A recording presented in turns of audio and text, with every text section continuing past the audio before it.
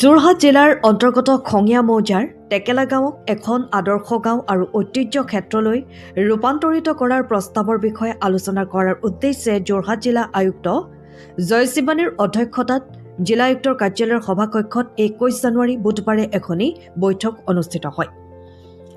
এই বৈঠকত উপস্থিত থাকে টিয়ক বিধানসভা সমষ্টিৰ বিধায়ক প্ৰতিনিধি বিশিষ্ট লেখক সাহিত্যিক কৃতি শিক্ষক ত্ৰৈলোক্য শৰ্মা, টেকেলা গাঁও জাতীয় বিদ্যালয়ৰ সভাপতি হেবিন বৰা, খঙিয়া জিলা পৰিষদৰ সদস্য মামন দেৱী, 69 নং পশ্চিম খঙিয়া গাঁও পঞ্চায়তৰ প্ৰতিনিধি, সংশ্লিষ্ট সকলো বিভাগৰ বিষয়া, স্থানীয় গাঁওবুঢ়া, ভৈৰৱ বৰা।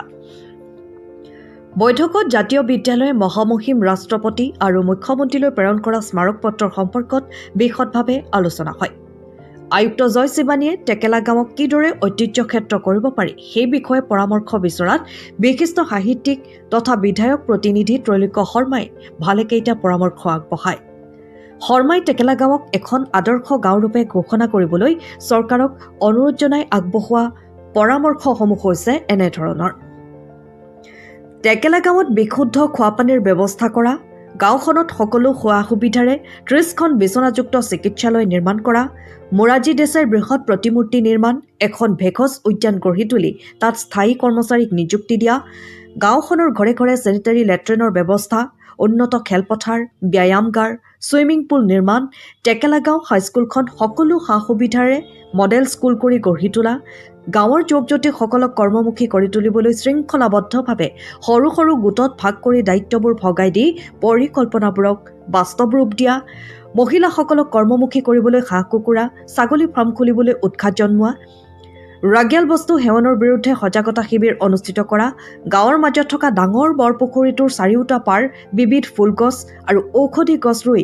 সৌন্দৰ্যময় কৰি তাত মীন পালনৰ ব্যৱস্থা কৰা, ঘটনাস্থলীৰ পৰা যিটো পথেৰে দেশাইক উদ্ধাৰ কৰি অনা হৈছিল সেই পথটো মোৰাৰজী দেশাই পথ বুলি চৰকাৰীভাৱে নামাকৰণ কৰি পথটো আহল বহলকৈ সুন্দৰ ৰূপত নিৰ্মাণ কৰা, 500 ঘৰ বাসিন্দাৰ একমাত্ৰ নামঘৰটো দেখনীয়াকৈ নিৰ্মাণ কৰা, ভৱিষ্যতে যাতে টেকেলা গাঁওখন পৰ্যটকৰ আকৰ্ষণৰ কেন্দ্ৰবিন্দু হৈ পৰে তাৰ বাবে পৰিষ্কাৰ পৰিচ্ছন্ন কৰি গঢ়ি তোলা, পৰিৱেশ সচেতনতাত অধিক কাৰ্যকৰী কৰিবলৈ গাঁৱৰ প্ৰতিজন যুৱক যুৱতীক প্ৰশিক্ষণ প্ৰাপ্ত কৰা আৰু ইতিমধ্যে মডেল ভিলেজ ৰূপে বিখ্যাত হোৱা গাঁওবোৰ পৰিদৰ্শনৰ ব্যৱস্থা কৰি যুৱকসকলক উৎসাহিত কৰা আৰু এটি ডিজিটেল লাইব্ৰেৰী নিৰ্মাণ কৰা। লগতে শৰ্মাই কয় যে 1977 চনতে গাঁওখনক দেশাই নগৰ ৰূপে ঘোষণা কৰা হ'ল যদিও কাৰ্যকৰী ক্ষেত্ৰত এটা বিৰাট শূন্য হৈ পৰিল।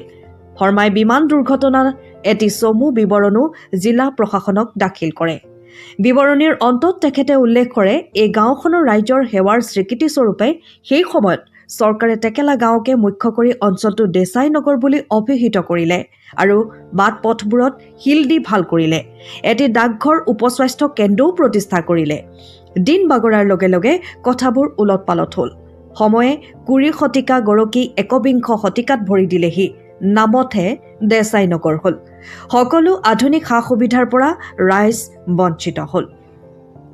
বৰ্তমান চৰকাৰৰ দিনত যুগ যুগ ধৰি অৱহেলিত ৰাইজে পকী পথ দেখিবলৈ পাইছে, কিন্তু কেৱল পথবোৰ ভাল হ'লেই হ'বনে? এতিয়াও বহুতো সা সুবিধা ৰাইজে পোৱা নাই। সেয়েহে এই অঞ্চলটোক যথাযোগ্য হিচাপে দেশাই নগৰ ঘোষণা কৰি এখন আদৰ্শ গাঁও গঢ়ি তুলিবলৈ বিশিষ্ট সাহিত্যিক শৰ্মাই পৰামৰ্শ আগবঢ়ায়। বৈঠকৰ শেষত জিলা আয়ুক্তৰ পৰামৰ্শ অনুসৰি জিলা পৰ্যায়ত এখন প্ৰকলন সমিতি গঠন কৰা হয় আৰু এই সমিতিয়ে দিয়া প্ৰস্তাৱসমূহ মুখ্য সচিবলৈ প্ৰেৰণ কৰিবলৈ সিদ্ধান্ত গ্ৰহণ কৰা হয়। যোৰহাটৰ জেবি ৰোডত অৱস্থিত জ্যোতিষ্মান ড্ৰাগছ।